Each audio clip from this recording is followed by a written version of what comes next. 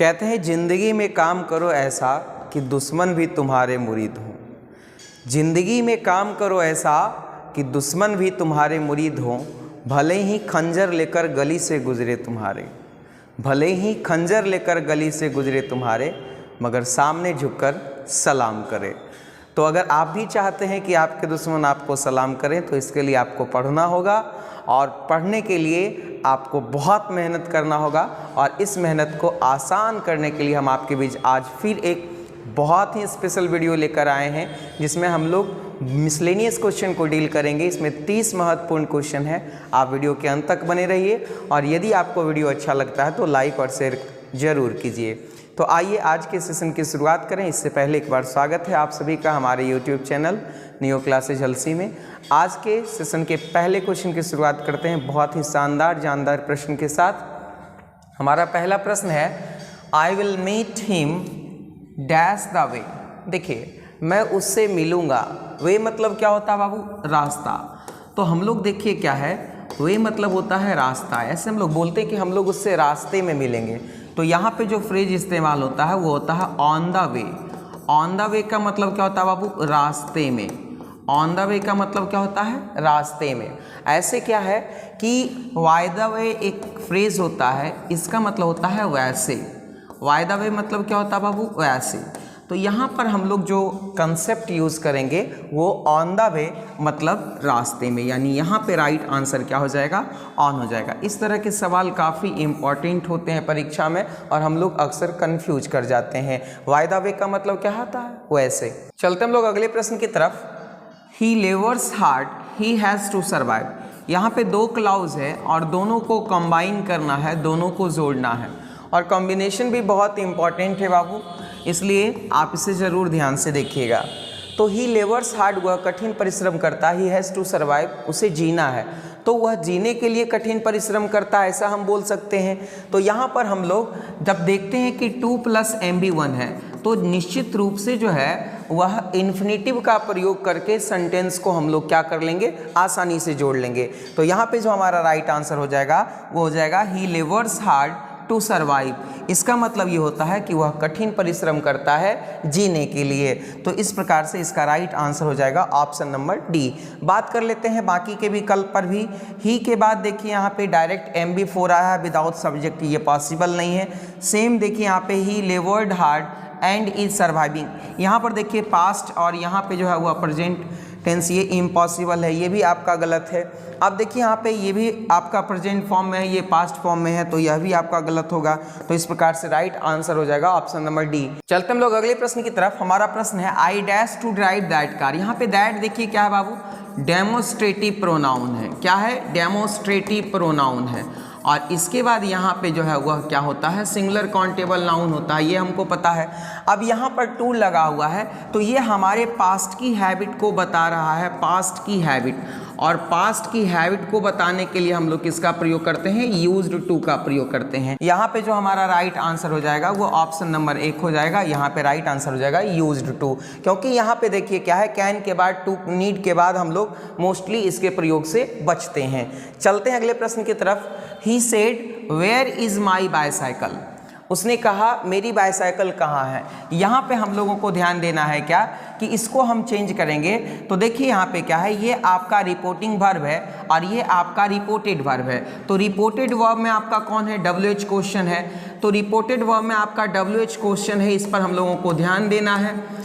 तो यहाँ पे सेड के जगह हम लोग क्या कर सकते हैं? Asked, he asked. उसके बाद जो WH वर्ड है उसको हम लोग जस्ट का तस रहने देंगे। वेयर, डायरेक्ट ऑब्जेक्ट के पास आ जाएंगे। ऑब्जेक्ट यहाँ पे क्या है? माई, फर्स्ट पर्सन सब्जेक्ट के अनुसार। यहाँ पे ही का पॉजेसिव केस क्या हो जाएगा? हिज। उसके बाद क्या है? बाईसाइकिल है, और यहाँ पे इज के जगह क्या हो जाएगा बाबू? वाज हो जाएगा। तो यहाँ पे हम देखते हैं कि हमारा जो राइट आंसर हो जाएगा वो ऑप्शन नंबर हो जाएगा B. He asked where his bicycle was, यानी बी ऑप्शन बिल्कुल करेक्ट हो जाएगा। इस तरह के सवाल बहुत इंपॉर्टेंट हैं, बहुत ही ज़्यादा। अगले प्रश्न की तरफ चलते हैं। Are you aware dash the danger. देखिए एक बहुत ही इंपॉर्टेंट क्वेश्चन है, और यहाँ पे हम लोगों को ध्यान देना बाबू कि अवेयर, वी वेयर के बाद हम लोग जो है ऑफ प्रीपोजिशन का प्रयोग करते हैं। ये बहुत ही महत्वपूर्ण कंसेप्ट है, और कई बार परीक्षा में पूछा गया है कि are you aware dash the danger, क्या तुम खतरे को लेकर के सजग हो, सतर्क हो, चौकन्ना हो। तो यहाँ पे राइट आंसर हो जाएगा ऑप्शन नंबर सी यानी ऑफ प्रीपोजिशन, बहुत ही ज़्यादा महत्वपूर्ण। अगले प्रश्न की तरफ चलते हैं। If you dash I will help you. देखिए यहाँ पे ये जो सेंटेंस है ये आपका कंडीशनल सेंटेंस है, और कंडीशनल सेंटेंस जो होते हैं बाबू उसमें दो क्लाउज होते हैं, एक को बोलते हैं पीसी प्रिंसिपल क्लाउज और दूसरे को बोलते हैं एससी सबऑर्डिनेट क्लाउज। तो यहाँ पर देखिए अगर प्रिंसिपल क्लाउज हमारा किस टेंस में हो, सिंपल फ्यूचर में हो, तो प्रिंसिपल क्लाउज यहाँ पे हमारा किस टेंस में है बाबू, सिंपल फ्यूचर में, क्योंकि सब्जेक्ट प्लस विल या शैल प्लस वर्ब का पहला रूप प्लस ऑब्जेक्ट, ये हमारा सिंपल फ्यूचर टेंस का स्ट्रक्चर होता है। तो हमारा जो सबऑर्डिनेट क्लाउज होगा वो किस टेंस में होगा, तो वो सिंपल प्रेजेंट में होगा। अब जब सिंपल प्रेजेंट में होगा तो देखिए यहाँ पे सब्जेक्ट क्या है, यू, तो यू के साथ वर्ब के पहले रूप का प्रयोग, तो यहाँ पे हमारा राइट आंसर हो जाएगा क्या, option number C, if you come, यदि तुम आते हो, आई विल हेल्प यू, मैं तुम्हारी क्या करूँगा, मदद करूँगा। चलते हैं अगले प्रश्न की तरफ। Neeraj wrote this letter yesterday. अब देखिए यहाँ पे क्या है कि यहाँ पे आपको जो है इसको पैसिव वॉइस में चेंज करना है। क्या करना है बाबू, पैसिव वॉइस में चेंज करना है। अब देखिए यहाँ से क्या है कि ऑब्जेक्ट हमारा क्या है, तो ऑब्जेक्ट हमारा क्या है, दिस लेटर। अब दिस लेटर है तो दिस लेटर को हम आगे करेंगे, तो दिस लेटर को हम आगे कर लेंगे। तो यहाँ पे हमारा पहला ऑप्शन तो ऐसे ही छट रहा है। अब देखिए जब ये सिंपल पास्ट में है, ये V2 है, तो जब सिंपल पास्ट में है तो प्रेजेंट का तो कोई कंसेप्ट होगा नहीं, तो यहाँ पे इज का प्रयोग नहीं होगा, तो दूसरा ऑप्शन हमारा ऐसे ही छट गया। दिस लेटर सिंगुलर है, तो यहाँ पे पहले हम आप बनाते हैं, दिस लेटर सिंगुलर है, तो दिस लेटर के साथ सिंपल पास्ट ऑक्सिलरी वर्ब में वाज या वर, तो सिंगुलर है तो वाज लगेगा। दिस लेटर वाज, राइट का तीसरा रूप क्या होता है, रिटेन होता है। और इसके बाद हम लोग क्या लिखेंगे बाबू, बाई, और यहाँ पे सब्जेक्ट क्या है, नीरज, जो अब क्या बनेगा, ऑब्जेक्ट बनेगा। इस प्रकार जो हमारा आंसर हो जाएगा वो ऑप्शन नंबर सी होगा, क्योंकि बिल्कुल इसके बाद जो भी क्लाउज है आप उसको फिट कर सकते हैं। चलते हम लोग अगले प्रश्न की ओर। Y dash you come to the party yesterday. देखिए यहाँ पे एस्टरडे लगा हुआ है, तो जब भी एस्टरडे लगा हुआ है यानी पास्ट का टाइम ऑफ एडवर्ब है, पास्ट का टाइम ऑफ एडवर्ब है। तो जब पास्ट का टाइम ऑफ एडवर्ब है बाबू, तो यहाँ पे सबसे पहले हमको ऑप्शन में ये चेक करना है कि प्रेजेंट का कोई टाइम ऑफ एडवर्ब तो नहीं है, तो ये प्रेजेंट का है, ये नहीं होगा, ये प्रेजेंट का है, ये नहीं होगा। अब ये दोनों में देखते हैं हम लोग यहाँ पे किसका प्रयोग किया जाएगा, तो why dash you come to the party. अब यहाँ पर देखिए पूछा जा रहा है कि तुम पार्टी में क्यों नहीं आया, तो वाई के बाद यहाँ पे क्या लगाएंगे, सिंपल पास्ट में हम लोग डिड लगाएंगे, तो why did not you come to the party yesterday, क्योंकि एस्टरडे जब भी लगा हुआ रहेगा तो सिंपल पास्ट में, और सिंपल पास्ट में जो हमारा ऑक्सिलरी वर्ब होता है वो किसका प्रयोग होता है, डिड का। तो राइट आंसर हो जाएगा ऑप्शन नंबर बी। अगले प्रश्न की तरफ चलते हैं। I wish I dash a minister. देखिए यहाँ पे क्या है, आई विश, वी विश के बाद, आई विश वी विश के बाद जो है वह कोई भी सब्जेक्ट रहे, ये सपोजिशनल सेंटेंस होता है, और ये सपोजिशनल सेंटेंस होता है। तो सपोजिशनल सेंटेंस में क्या होता है कि आई विश वी विश के बाद सब्जेक्ट क्या है, कोई भी रहे, वर्ब हमेशा डब्ल्यू यारी क्या होता है, वर होता है। इसके बाद आई विश वी विश के बाद सब्जेक्ट चाहे कोई भी हो, वर्ब हमेशा क्या होगा, डब्ल्यू यारी वर होगा। और इस तरह के क्वेश्चन काफ़ी ज़्यादा इंपॉर्टेंट होते हैं परीक्षा में, तो यहाँ पे हमारा राइट आंसर हो जाएगा ऑप्शन नंबर डी। चलते हम लोग अगले प्रश्न की तरफ। What are you dash about. देखिए यहाँ पे क्या है, what are you dash about, यहाँ पे जो है वह हमारा सेंटेंस प्रेजेंट कंटिन्यूअस को इंडिकेट कर रहा है। तो यहाँ पर हम लोग यू के बाद वर्ब के चौथे रूप का प्रयोग करेंगे। तो हम लोग ऐसे बोलते हैं कि what are you talking about, तुम किसके बारे में बात कर रहे हो। तो यहाँ पर जो हमारा राइट आंसर हो जाएगा वो ऑप्शन नंबर बी हो जाएगा। क्या हो जाएगा बाबू, ऑप्शन नंबर बी। अगले प्रश्न की तरफ चलते हैं। सच कंडक्ट डिजर्व्स रैप्रीमेंड। रैप्रीमेंड का मतलब होता है डांट फटकार। रैप्रीमेंड का मतलब क्या होता है बाबू, डांट फटकार। अब यहाँ पर देखिए क्या है, कहता है choose synonym of underlined word. ये जो अंडरलाइन किया हुआ शब्द है इसका सिनोनिम चुनना है। सिनोनिम का मतलब क्या होता है बाबू, समान अर्थ वाला शब्द, समान अर्थ वाला शब्द। तो यहाँ पर देखते हैं हम लोग कौन सा इसका समान अर्थ वाला शब्द है। प्रेज का मतलब क्या होता है बाबू, प्रशंसा करना, ये इसका अर्थ तो समान नहीं है। दूसरा देखते हैं रिवॉक। रिवॉक का मतलब होता है डांटना, ठीक है। तो यहाँ पे रिप्रेजल का मतलब क्या होता है, तो यहाँ से रिप्रेजल का मतलब होता है बदला लेना, और मॉक का मतलब क्या होता है बाबू, मजाक बनाना। तो मॉक का मतलब होता है मजाक बनाना। तो इस प्रकार से यहाँ पे जो राइट आंसर हो जाएगा वो ऑप्शन नंबर बी हो जाएगा। इस तरह के क्वेश्चन काफ़ी इंपॉर्टेंट हैं, परीक्षा में बार बार पूछे जाते हैं। चलते हैं अगले प्रश्न की तरफ। I like listening classical music. I like listening classical music. देखिए यहाँ पे ध्यान से, मैं पसंद करता हूँ, यानी पसंद करना हमारी आदत है, हैबिट है। तो जहाँ पे भी हैबिट है वहाँ पे सिंपल प्रेजेंट का प्रयोग होगा। जहाँ पे हैबिट है वहाँ पे किस टेंस का प्रयोग होगा बाबू? सिंपल प्रेजेंट टेंस का। अब ऑप्शन के हिसाब से देखते हैं कि सब्जेक्ट यहाँ पे क्या है? आई।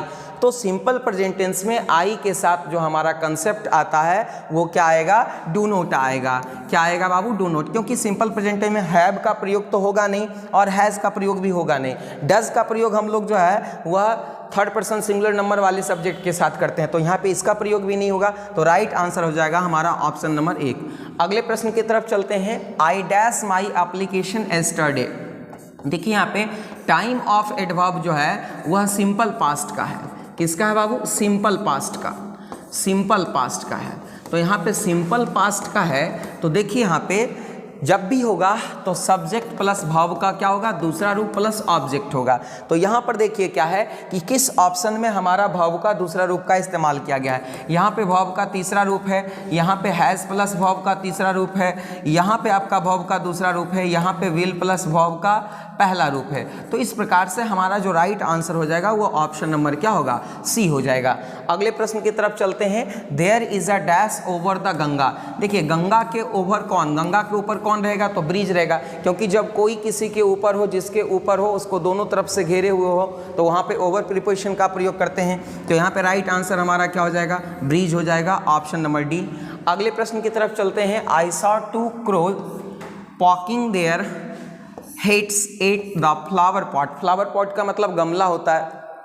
तो मैंने देखा कि 2 कौवे जो है वह मजाकिया ढंग से या विनोदिया ढंग से, तो यहाँ पे मजाकिया ढंग से या विनोदिया ढंग से poking their heads at flower pot, यानी वो फ्लावर पॉट पर क्या मार रहे थे? चोंच मार रहे थे। तो यहाँ पे जो राइट आंसर हो जाएगा हमारा वो क्या हो जाएगा? प्लेफुल्ली। क्योंकि यहाँ पे प्लेफुल्ली आपका क्या है बाबू? एडवर्ब है। मजाकिया ढंग से या विनोदिया ढंग से, मजाकिया ढंग से, है ना, मजाकिया ढंग से। अब देखिए यहाँ पे क्या है, आपको ये समझना है एक चीज़ यहाँ पे कि जब कभी भी कोई एडजेक्टिव हो और एडजेक्टिव में ly लग जाए तो वो क्या बन जाते हैं बाबू? एडवर्ब बन जाते हैं। क्या बन जाते हैं बाबू? एडवर्ब बन जाते हैं। और जब कभी भी किसी नाउन में, जब किसी नाउन में ly लगते हैं तो वो क्या बन जाते हैं? एडजेक्टिव बन जाते हैं, एडजेक्टिव बनते हैं। यहाँ पर देखिए क्या है कि प्लेफुल, प्लेफुल का मतलब होता है मजाकिया। प्लेफुल का मतलब क्या होता है? मजाकिया। और इस ये जो है ना बाबू वो एडजेक्टिव है और इसमें ly लगा है, इसलिए ये प्लेफुल्ली जो है वह क्या हो जाएगा? एडवर्ब हो जाएगा। और यहाँ पर देखिए क्या है कि आई सॉ टू क्रोज, मैंने 2 कौवों को देखा, popping their heads at the flower pot, यानी चोंच मार रहे थे फूल के गमले पर। तो यहाँ पर देखिए किस तरीके से चोंच मार रहे थे? मजाकिया ढंग से। तो यहाँ पे राइट आंसर हो जाएगा ऑप्शन सी। अगले प्रश्न की तरफ चलते हैं। He is dash of me. देखिए यहाँ पे ऑफ प्रीपोजिशन लगा हुआ है। तो अब हम लोग ऑप्शन पे विचार करते हैं। सबसे पहला ऑप्शन हमारा जीलस। जीलस का मतलब क्या होता है? उत्साही। और ये जेलस का मतलब क्या होता है? ईर्ष्यालु। जेलस का मतलब क्या होता है बाबू? ईर्ष्यालु, है ना। और यहाँ पर देखिए पजल्ड का मतलब होता है दुविधा में, और कंफ्यूज्ड का मतलब भी कह सकते हैं कि दुविधा में। कंफ्यूज्ड का मतलब ही क्या होता है? दुविधा में। अब देखिए यहाँ पे हम लोगों को पता है और मैंने पहले ही बताया आपको कि इनवी के बाद, जेलस के बाद, जेलस के बाद, इनवियस के बाद हम लोग जो प्रीपोजिशन का इस्तेमाल करते हैं वह समथिंग या समवन, हम लोग ऑफ प्रीपोजिशन का इस्तेमाल करते हैं। ये बहुत ही ज़्यादा इंपॉर्टेंट क्वेश्चन है एग्जामिनेशन पॉइंट ऑफ व्यू से। तो यहाँ पे जो हमारा राइट आंसर हो जाएगा वो ऑप्शन नंबर बी हो जाएगा। अगले प्रश्न की तरफ हम लोग चलते हैं। Day light dash away. देखिए डे लाइट का मतलब होता है दिन की जो रोशनी है वो चली गई, मतलब धुंधली हो गई। तो यहाँ पे जो हमारा राइट आंसर हो जाएगा वो हो जाएगा फेडेड, क्योंकि यहाँ पे जो कंसेप्ट इस्तेमाल किया जाता है बाबू वो फेड अवे। फेड अवे का मतलब क्या हो जाता है? कम पड़ जाना या धुंधला हो जाना, कम पड़ जाना या धुंधला हो जाना। तो हम लोग कहते हैं ना कि अब जो है वह शाम हो गई है, अब साफ साफ नहीं दिखाई पड़ रहा, धुंधला दिखाई पड़ रहा है। तो यहाँ पे राइट आंसर हो जाएगा फेडेड अवे, यानी ऑप्शन नंबर 1। अगले प्रश्न की तरफ चलते हैं। He said something. I did not here it. यहाँ पे आपका क्या है, कॉम्बिनेशन का क्वेश्चन है। दोनों सेंटेंस को क्या करना है बाबू, कंबाइन करना है। ही सेड समथिंग, उसने कुछ कहा, I did not here it, मैंने इसे नहीं सुना। अब देखिए यहाँ पे क्या है कि आप पहले ऑप्शन को चूज कीजिए कि कौन सा ऑप्शन सही है। अब यहाँ पे किस प्रकार से हम लोग कंबाइन करेंगे इसको, तो हम ऐसा कह सकते हैं कि I did not here what he said, मैंने नहीं सुना उसने क्या कहा। अब देखिए यहाँ पे इस सेंटेंस को एक बार फिर से पढ़ते हैं, आप स्पष्ट रूप से सोचिएगा। ही सेड समथिंग, उसने कुछ कहा। I did not here it, मैंने इसे नहीं सुना। यानी उसने जो कुछ भी कहा मैंने नहीं सुना, उसने जो कुछ भी कहा मैंने नहीं सुना। आई डिड नॉट हियर, मैं नहीं सुना। व्हाट मतलब यहाँ पे क्या होगा, जो। व्हाट ही सेड, जो उसने कहा। तो इस प्रश्न का राइट आंसर हो जाएगा क्या, ऑप्शन नंबर सी। अगले प्रश्न की तरफ चलते हैं। वन मैन्स थ्रैश, थ्रैश का मतलब क्या होता है, कूड़ा कचरा। थ्रैश का मतलब क्या होता है, कूड़ा कचरा। One man's trash is another man's. यहाँ पे एक जो है वह कहावत है, एक जो है कहावत है कि एक आदमी का जो कचरा होता है, अगर कोई आदमी उसको कचरा बनाकर फेंक देता है तो दूसरे आदमी के लिए वो खजाना होता है। तो यह एक प्रोवर्ब है, कहावत है, इसे हम लोग को याद रखना है कि वन मैन्स थ्रैश यानी एक आदमी का जो कचरा होता है, एक आदमी का जो वेस्टेज होता है, इज अनदर मैन्स ट्रेजर, वह दूसरे आदमी का क्या होता है, खजाना होता है। चलते हम लोग अगले प्रश्न की तरफ। हमारा प्रश्न है smallpox has been eradicated. Eradicated का मतलब क्या होता है, उन्मूलित। उन्मूलित क्या होगा बाबू, उन्मूलित मतलब जड़ से समाप्त कर दिया गया है, डैश इंडिया, भारत से। तो भारत से उसको अलग कर दिया गया, जुदा कर दिया गया। और जुदाई दर्शाने के लिए हम लोग किस प्रीपोजिशन का प्रयोग करते हैं बाबू, फ्रॉम प्रीपोजिशन का प्रयोग करते हैं। तो यहाँ पे ये सब बहुत ही ज़्यादा, बहुत ही शानदार, बहुत ही महत्वपूर्ण प्रश्न है। तो इस प्रश्न का जो राइट आंसर हो जाएगा वो ऑप्शन नंबर बी हो जाएगा।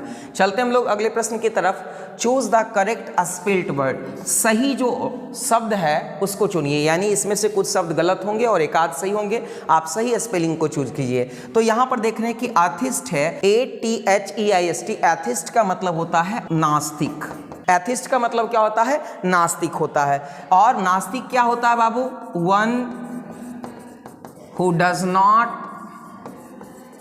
बिलीव इन गॉड, जो भगवान में विश्वास नहीं रखता है उसको हम लोग क्या बोलते हैं, तो उसको हम लोग जो है वह नास्तिक बोलते हैं। चलते हम लोग अगले प्रश्न की ओर। Choose the correct synonym of fragrance. Fragrance का मतलब होता है सुगंध। फ्रैग्रेंस का मतलब क्या होता है बाबू, सुगंध। अब देखिए इसका सिनोनिम चुनना है, समान अर्थ वाला शब्द चुनना है। तो टेस्ट का मतलब हम लोग जानते हैं क्या होता है बाबू, स्वाद होता है। एरोमा का मतलब भी जो है वह सुगंध होता है या गंध होता है। एरोमा का मतलब भी क्या होता है बाबू, सुगंध या गंध होता है। साइट का मतलब भी आप लोग जानते हैं कि नज़ारा या दृश्य होता है। और टच का मतलब तो आपको पता ही है क्या होता है। तो यहाँ पे जो हमारा राइट आंसर हो जाएगा वो ऑप्शन नंबर बी हो जाएगा। चलते हम लोग अगले प्रश्न की तरफ। The synonym of annual. Annual का मतलब क्या होता है, वार्षिक। क्या होता है बाबू, वार्षिक। और इसको हम लोग कह सकते हैं वंस इन अ ईयर।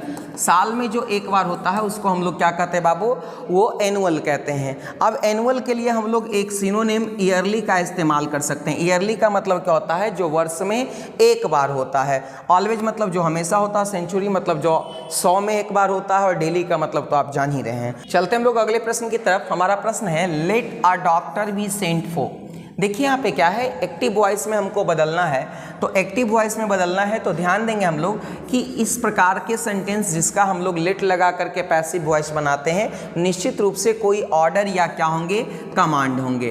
तो ऑर्डर या कमांड होंगे। तो यहाँ पे हम लोगों को ध्यान देना है बाबू कि इसका जो स्ट्रक्चर होता है वो MB1 प्लस क्या होता है, ऑब्जेक्ट होता है। तो MB1 प्लस ऑब्जेक्ट होता है। यहाँ पे वर्ब का तीसरा रूप क्या है बाबू, सेंट। तो सेंट किसका तीसरा रूप है, तो सेंड का। तो सबसे पहले लिखेंगे सेंड। और देखिए यहाँ पे क्या है, इसके साथ फॉर भी है तो हम लोग लिख देंगे सेंड फॉर। अब यहाँ पे देखिए क्या है कि ऑब्जेक्ट क्या है, ए डॉक्टर। तो सेंड फॉर ए डॉक्टर, यहाँ पे राइट आंसर हो जाएगा सेंड फॉर ए डॉक्टर। अब देखते हैं हमारा कौन सा ऑप्शन सही है। तो बिल्कुल हमारा सी ऑप्शन सही है। चलते हैं अगले प्रश्न की तरफ। The antonym of attractive. Attractive मतलब क्या होता है बाबू, आकर्षक या सुंदर कह सकते हो। आकर्षक या सुंदर कह सकते हो। इसका एंटोनिम चुनना है। एंटोनिम का मतलब क्या होता है, विपरीत अर्थ वाला शब्द। विपरीत अर्थ वाला शब्द। अब यहाँ से देखिए क्या है कि विपरीत अर्थ वाला शब्द है, तो एट्रैक्टिव मतलब सुंदर और ब्यूटीफुल मतलब भी सुंदर होता है। बैड मतलब क्या होता है, बुरा होता है। लॉथसम मतलब क्या होता है बाबू, लॉथसम मतलब होता है घिनौना। क्या होता है बाबू, घिनौना। और यहाँ पे रिपल्सिव मतलब भी जो है वह क्या होता है, जो आकर्षक ना हो, ऐसा हम लोग कह सकते हैं, है ना, घृणित कह सकते हैं, है ना, या घिनौना कह सकते हैं। तो यहाँ पे हमारा राइट आंसर क्या हो जाएगा, एट्रैक्टिव का अपोजिट जो है वह रिपल्सिव होता है। अगले प्रश्न की तरफ चलते हैं। I am tired dash waiting for him. देखिए यहाँ पे tired plus of plus something, अगर आप कोई काम कर कर के थक गए हैं तो वहाँ पे कौन सा प्रीपोजिशन लगाएंगे, ऑफ प्रीपोजिशन लगाएंगे। तो इस प्रश्न का जो राइट आंसर हो जाएगा ऑप्शन नंबर सी हो जाएगा। और ये बहुत ही इंपॉर्टेंट सवाल इसलिए हो जाता है क्योंकि कई बार पहले पूछा जा चुका है।